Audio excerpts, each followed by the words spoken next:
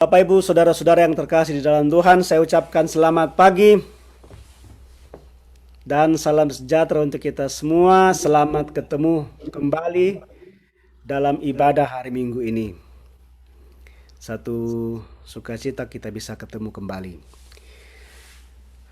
Firman Tuhan yang akan kita sama-sama renungkan dari 3 bacaan kita, 4 dengan Mazmur tadi, ialah dari surat kepada orang Ibrani, pasal yang ke-10, ayat yang ke-11 sampai ke-18. Saya kira semua kita hari ini tidak ada yang tidak punya handphone atau punya HP. Saya ingat dan saya kira kita semua tahu bahwa waktu pertama kali diciptakan yang namanya alat komunikasi itu hanya bertujuan untuk memang berbagi berbagi informasi dengan dua orang di dua tempat yang berbeda.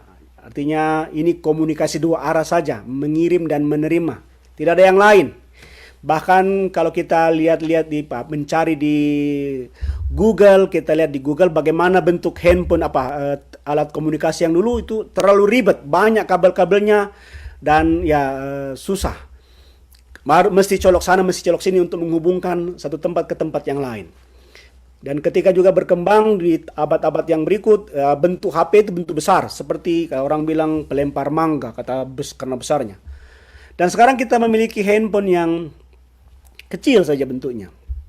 Dan itu bukan hanya dipakai untuk berkomunikasi, tapi juga seperti hari ini, kita bisa bercakap-cakap begini melalui handphone, melalui alat komunikasi, kita bisa bertukar informasi, kita bisa berdagang, bahkan ada yang mempergunakan alat komunikasi media sosial untuk bertujuan yang lain, promosi dan sebagainya. Dan saya yakin kemudian 5 tahun atau 10 tahun ke depan, alat komunikasi itu pun akan berkembang terus. Akan berubah lagi, mungkin tidak lagi bentuk seperti sekarang, mungkin tinggal dipasang di telinga kah atau seperti apa. Artinya berkembang terus mengikuti zamannya. Yang saya mau katakan ialah tidak ada yang tetap, akan mengalami perubahan mengikuti zaman. Akhirnya karena tidak ada yang tetap, maka tidak ada yang sempurna. Karena terus berubah, terus berubah, terus berubah. Tidak ada yang sempurna, sampai pada kesudahannya tidak ada yang sempurna. Yang diciptakan manusia tidak ada yang sempurna, apalagi yang manusia yang menciptakannya. Tidak juga sempurna. Mengapa? Karena manusia adalah makhluk yang lemah. Manusia makhluk yang sering lupa. Manusia selalu mengalami perubahan sikap, tidak tetap. Hari ini begini, besok begitu, dan seterusnya. Tidak ada yang tetap, selalu berubah-ubah. Umur kita manusia berubah-ubah, tidak ada yang tetap.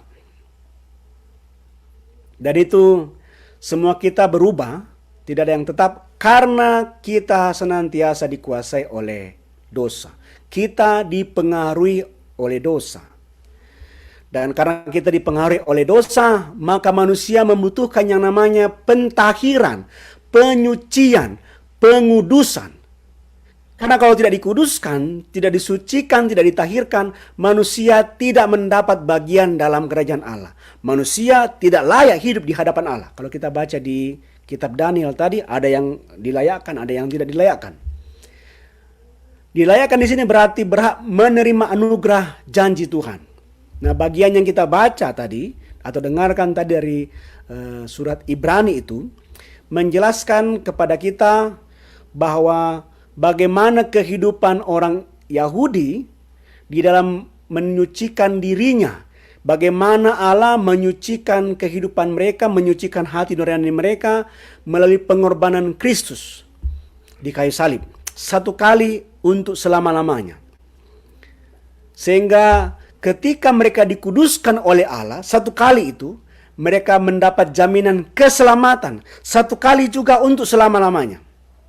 Jadi Allah mengerjakan satu kali untuk selama-lamanya, supaya kita juga mendapat berkat satu kali untuk selama-lamanya. Itu tidak lepas. Nah, mengapa pengorbanan Kristus itu dilakukan satu kali untuk selama-lamanya? Ada 3 hal yang kita perlu perhatikan. Yang pertama, kalau kita perhatikan ayatnya yang ke-11, di mana dikatakan di ayat itu bahwa imam-imam melakukan pengorbanan kepada Allah berulang-ulang kali mempersembahkan kurban kepada Allah. Dan ternyata kita perhatikan bacaan kita, banyak berapapun korban yang dipersembahkan itu tidak menghapuskan dosa. Setiap hari imam orang Yahudi mempersembahkan kurban bakaran kepada Allah. Lembu, sapi, domba dan sebagainya. Berulang-ulang. Setiap hari dilakukan di bait Allah. Tapi rupanya itu tidak berdampak untuk menghapuskan dosa bangsa itu. Tidak berdampak apa-apa bagi mereka. Manusia tidak dihapuskan dosanya. Nah, apakah kemudian bahwa apa yang dilakukan oleh orang Israel berulang-ulang itu menjadi sesuatu yang percuma? Artinya, wah, ini sudah berapa banyak korban yang dikorbankan setiap hari, setiap tahun mereka masuk bait Allah, tapi ternyata korban itu tidak menghapuskan dosa. Apakah kemudian itu menjadi percuma? Tidak percuma. Mengapa tidak percuma? Sebab Allah sendiri meminta hal itu dikerjakan oleh orang Israel, kepada bangsa Yahudi. Allah suruh mereka lakukan itu. Lalu mengapa Allah suruh lakukan itu? Dengan tujuan dan maksudnya ialah supaya mereka mengingat bahwa mereka ini orang yang berdosa. Orang yang berdosa yang membutuhkan penyucian.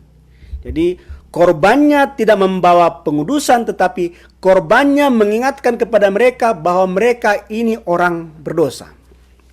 Yang Paulus ingin sampaikan kepada kita, kepada umat Yahudi waktu itu, bahwa upaya manusia, segala usaha manusia yang manusia lakukan tidak dapat menyelesaikan dosa. Apapun itu tidak akan pernah bisa menyelesaikan dosa manusia. Mau dia jungkir balik waktu ibadah, mau dia tak putar-putar berdoanya, mau dia berdoa sebanyak berapa kali, 50 kali sehari, mau dia keliling dunia berdoa kepada Allah memohon pengampunan dosa, itu tidak berguna. Itu tidak menghapuskan dosa. Dan masalah yang lain ialah kehidupan kita manusia tidak bisa lepas dari yang namanya dosa. Kita tidak bisa menghindari yang namanya dosa. Satu tindakan dosa yang kita lakukan dalam hidup kita itu merusak seluruh kehidupan manusia. Ibaratnya kalau kita membuat kue, kita butuh misalnya 10 butir telur. Ada 9 telur yang bagus, tetapi satu diantaranya dari 10 telur itu rusak. Dan sudah terlanjur tercampur dengan adonan yang 9 tadi. Kita tidak bisa katakan, wah, karena 9 yang bagus maka tidak apa-apa, walaupun hanya satu yang rusak. Itu tidak bisa, karena satu telur yang rusak itu sudah merusakkan semua adonan. Ada kata peribahasa, karena nila setitik rusak susu sebelanga. Dengan demikian, tidak ada usaha kita manusia, satu pun itu, yang bisa menghapuskan dosa, karena kita senantiasa berdosa. Tidak ada. Karena tidak ada usaha manusia yang bisa menghapuskan dosa, maka manusia membutuhkan yang namanya anugerah pertobatan, anugerah pengampunan dari Allah. Karena itu juga jangan kita memandang atau menganggap bahwa pengakuan dosa yang kita ungkapkan setiap hari Minggu itu dalam liturgi tadi yang kita baca hanya sekedar kata-kata biasa saja. Itu bukan sekedar kata-kata biasa, tapi juga sebuah pengingat bahwa kita ini memang manusia gampang berdosa. Kita gampang jatuh di dalam dosa. Pengakuan dosa mendorong kita untuk menghayati bahwa betapa kita manusia ini membutuhkan anugerah Allah. Persembahan kita tidak cukup menghapuskan dosa. Jumlah ibadah kita tidak cukup menghapuskan dosa. Berapa banyak pun itu tidak akan cukup untuk menghapuskan dosa kita. Hanya karena kasih Kristus sendiri, kasih Allah sendiri, satu kali untuk selama-lamanya menghapuskan dosa kita. Sehingga kehidupan kita tidak menjadi sia-sia. Nah, mengapa kemudian korban Kristus itu satu kali saja namun menghapuskan dosa kita?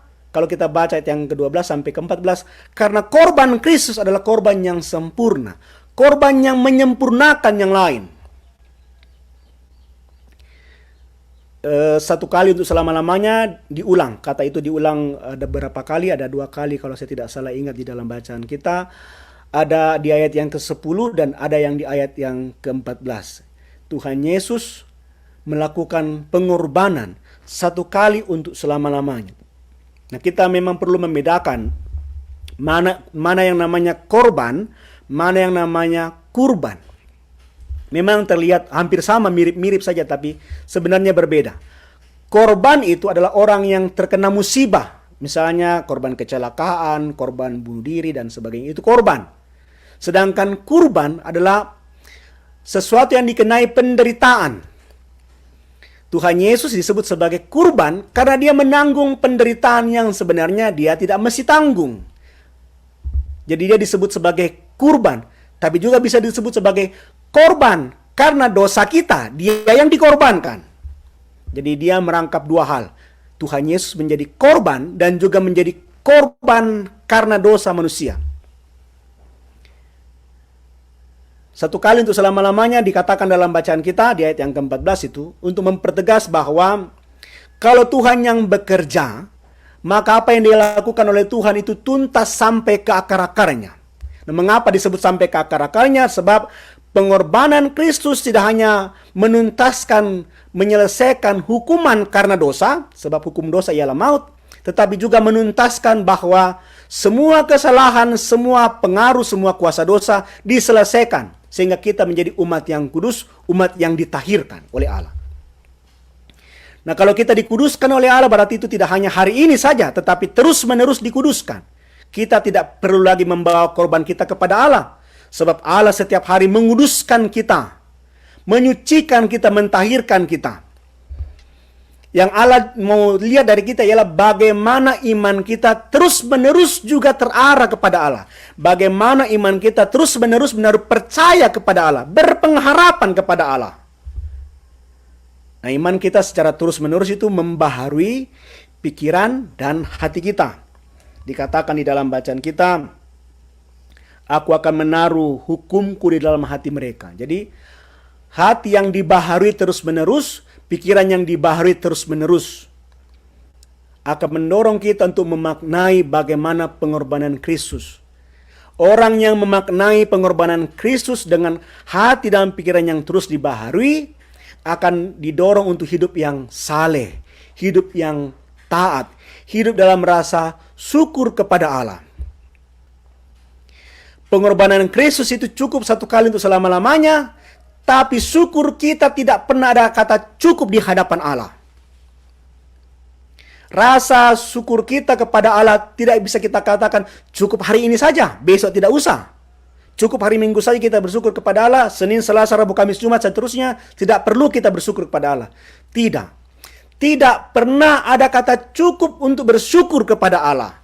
Tidak pernah ada kata cukup untuk memperjuangkan hidup yang benar di hadapan Allah. Karena hidup kita harus senantiasa terus-menerus berpengharapan, beriman kepada Allah. Jadi, hidup orang yang telah menerima pengorbanan Kristus itu nampak melalui cara hidupnya yang terus bersyukur di hadapan Allah. Sebab di dalam hati yang senantiasa ada syukur, di dalam hati yang ada senantiasa pembaharuan, di dalam pikiran yang terus dibaharui oleh Allah, ada pengharapan. Pengharapan untuk memperoleh janji Tuhan. Kalau kita baca dari ayat yang ke-15 sampai ayat yang ke-18. Jadi melalui pengorbanan Kristus, kita tidak hanya dikuduskan, bahkan dikatakan dilupakan dosa-dosanya, dilupakan kejahatannya, tapi juga pikiran kita, hati kita menjadi tempat yang baru di mana Allah meletakkan hukum-hukumnya. Kalau ada anugerah Allah, maka janji adalah juga menjadi anugerah Allah. Ada anugerah, ada janji. Janji juga adalah anugerah. Mengapa janji disebut anugerah? Sebab kita yang tadinya bukan siapa-siapa ini, kita yang berdosa ini, kita yang hina ini di hadapan Allah, seharusnya dihukum, tapi malah Allah mau berjanji kepada kita. Manusia tidak menyuruh Allah berjanji. Ini berbeda dengan kita kalau kita berperjanjian antara dua orang, dua pihak. Dikatakan yang berjanji pihak pertama, yang berjanji pihak kedua. Ada dua orang yang berjanji. Tapi dalam pembacaan kita, hanya satu orang, satu pihak yang berjanji, yaitu Allah sendiri. Dan kita yang disebut sebagai yang menerima janji Allah. Jadi bayangkan kita yang tadinya bukan siapa-siapa ini. Justru Allah mau berjanji kepada kita. Berjanji untuk mengaruniakan kehidupan yang kekal. Nah, itu hanya terjadi kalau iman kita terus-menerus diarahkan kepada Allah. Sehingga ketika kita mengarahkan iman kita kepada Allah, Roh Kudus mengatur kehidupan kita melalui hati nurani kita, melalui pikiran kita yang jernih. Nah, dengan hati nurani yang baru, pikiran yang jernih, maka kita bisa mengintrospeksi diri. Kita bisa mengoreksi diri kita sendiri. Kita bisa merenungkan diri kita sendiri. Apakah yang kita lakukan ini benar? Apakah yang kita kerjakan ini berkenan di hadapan Allah? Apakah yang saya katakan ini benar? Apakah yang saya katakan ini tidak benar? Jangan sampai saya menyesatkan, karena dikatakan dalam Injil Markus tadi akan ada banyak penyesatan-penyesatan yang muncul. Akan ada banyak orang-orang yang mengaku bahwa akulah juru selamat, akulah Tuhan, dan sebagainya. Dengan hati nurani yang murni itu kita bisa mengenali ini yang benar, ini yang tidak benar. Jangan kita membenarkan diri. Kalau salah ya salah. Jangan kita tegiran. Aku tidak salah, aku benar ini.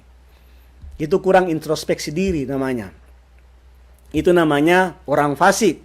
Terlalu sombong mengakui untuk mengatakan saya salah. Tidak mengerjakan kebenaran itu. Dan orang yang fasik dalam bacaan Daniel tadi tidak akan memperoleh bagian dalam janji Allah. Menjadi pertanyaan kemudian, apakah kemungkinan hati nurani kita bisa salah? Bisa.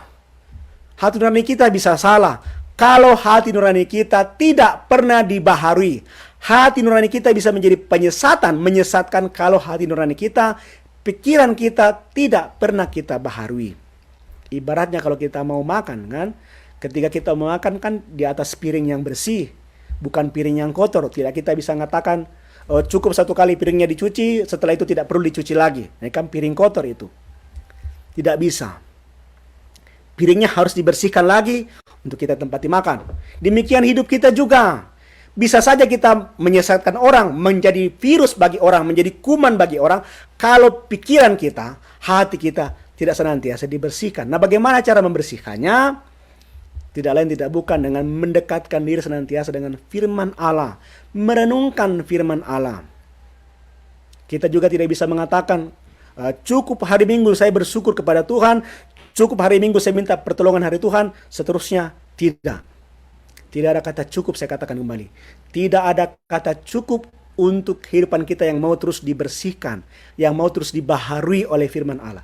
Senantiasa, terus menerus, kita mohon pertolongan untuk kita dibersihkan oleh kuasa Roh Kudus setiap hari, setiap saat. Jangan menunggu hari Minggu saja, tetapi setiap hari kita mau datang kepada Allah, mohon kita dikuatkan, mohon kita dibersihkan, mohon kita dikuduskan setiap hari. Nah, karena itu mengakhiri renungan ini Bapak Ibu Saudara-saudara, mari kita hidup dalam pengorbanan Kristus. Kita sungguh-sungguh menghayati pengorbanan Kristus. Kita menghargai pengorbanan Kristus yang sudah berkorban untuk kita satu kali itu selama-lamanya, dengan pembaharuan hati dan pikiran kita setiap hari, sehingga kita menjadi makhluk jemaat, umat yang sempurna di hadapan Allah. Amin.